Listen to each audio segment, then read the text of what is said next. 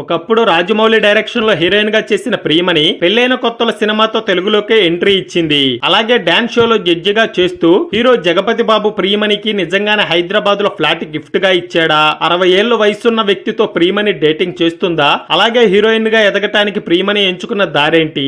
అవకాశాల కోసం కమిట్మెంట్లు ఇవ్వాల్సిన పరిస్థితి వచ్చిందా? మలయాళం హీరోతో ఆమెకున్న రిలేషన్ ఏంటి? హీరో తరుణ్ తో ప్రేమాయణం నిజమా అబద్ధమా? వీటన్నిటికీ సమాధానం ఈ వీడియోలో చూద్దాం. ప్రియమణి పూర్తి పేరు ప్రియా వాసుదేవ మణి అయ్యర్. 1984 సంవత్సరంలో జూన్ 4న కేరళలోని పాలక్కాడులో జన్మించింది. తండ్రి వాసుదేవమణి అయ్యర్, తల్లి లలితామణి అయ్యర్. తండ్రి ప్లాంటేషన్ బిజినెస్ చేస్తూ ఉండేవాడు. తల్లి ఒకప్పటి జాతీయ స్థాయి బ్యాడ్మింటన్ గా ఆడింది. ఇప్పుడు యూనియన్ బ్యాంక్ లో మేనేజర్ గా పనిచేస్తుంది. తండ్రి చేస్తున్న ప్లాంటేషన్ బిజినెస్ లో ఆర్థిక ఇబ్బందులు రావటంతో తల్లి లతకి ట్రాన్స్ఫర్ కావటంతో బెంగళూరు వచ్చి సెటిల్ అయిపోయారు.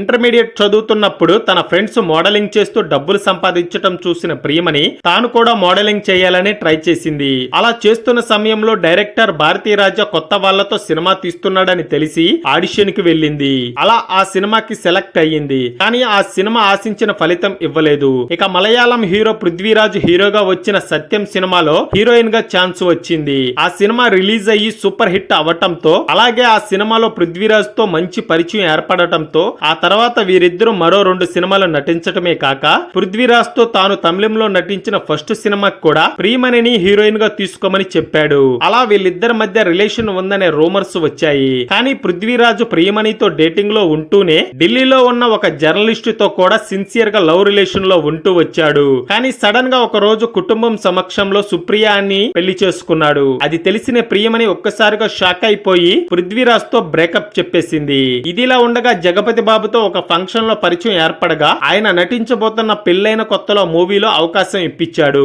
ఆ సినిమా కాస్త హిట్ అవటంతో ప్రియమణి జగపతి బాబు మధ్య సాన్నిహిత్యం పెరిగింది. హైదరాబాద్ లో ప్రియమణికి జగపతి బాబు ఒక ఫ్లాట్ గిఫ్ట్ గా ఇచ్చాడు అంటూ అప్పట్లో బాగా రూమర్స్ వచ్చాయి. ఆ తర్వాత వీళ్ళిద్దరూ కలిసి ప్రవరాక్యుడు, క్షేత్రం, సాధ్యం ఇలా 3-4 సినిమాల్లో కలిసి నటించారు. కానీ ఇందులో ఏ సినిమా సరిగ్గా ఆడలేదు. ఇక అలాగే కొన్నాళ్ల తర్వాత వీళ్ళిద్దరికి దూరం పెరిగింది.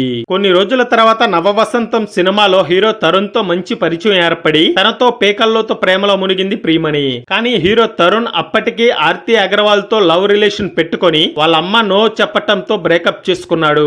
అలాగే నవవసంతం మూవీ హిట్ అయిన తర్వాత తరుణ్ ఏ సినిమా చేసినా సరిగ్గా ఆడకపోవటంతో తాను నుంచి కూడా బ్రేకప్ చేసుకుని వెళ్లిపోయింది ప్రియమణి. ఇక ప్రియమణి తమిళ్లో నటించిన పరత్ వీరన్ మూవీకి నేషనల్ అవార్డు వచ్చింది. దీంతో పాటు స్టార్ డైరెక్టర్ రాజమౌళి డైరెక్షన్ లో ఎమదొంగ మూవీకి హీరోయిన్ గా ఛాన్స్ కొట్టేసింది. ఆ సినిమా హిట్ అవటంతో పాటు మలయాళంలో తెలుగులో మంచిగా ఆఫర్స్ వచ్చాయి. ఇక 2005 నుంచి 2012 వరకు సక్సెస్ఫుల్ గా జరిగిన ప్రియమణి కెరియర్ కొంచెం డౌన్ ఫాల్ అయ్యిందనే చెప్పాలి. ఇక ఆ టైంలోనే షోస్, వెబ్ సిరీస్ చేస్తూ బిజీగా ఉన్న ప్రియమణి ప్రొడ్యూసర్ బోనీ కపూర్ తో పరిచయం ఏర్పడింది. దీంతో బోనీ కపూర్ కొన్ని సినిమాలకి ప్రియమణిని రికమెండ్ చేశాడు. బోనీ కపూర్ నిర్మాతగా 2022లో మైదాన్ మూవీలో నటించారు. దీంతో ప్రియమణి బోనీ కపూర్ మధ్య సాన్నిహిత్యం బాగా పెరిగింది. అయితే ప్రియమణి బోనీ కపూర్ తో డేటింగ్ చేశారా లేక ఇదంతా సినిమా అవకాశాల కోసం మాత్రమేనా? ఇవన్నీ ఒక హీరోయిన్ జీవితంలో సర్వసాధారణం అనే చెప్పాలి. ఈ వీడియో నచ్చినట్లయితే లైక్ చేసి అందరికీ షేర్ చేయండి.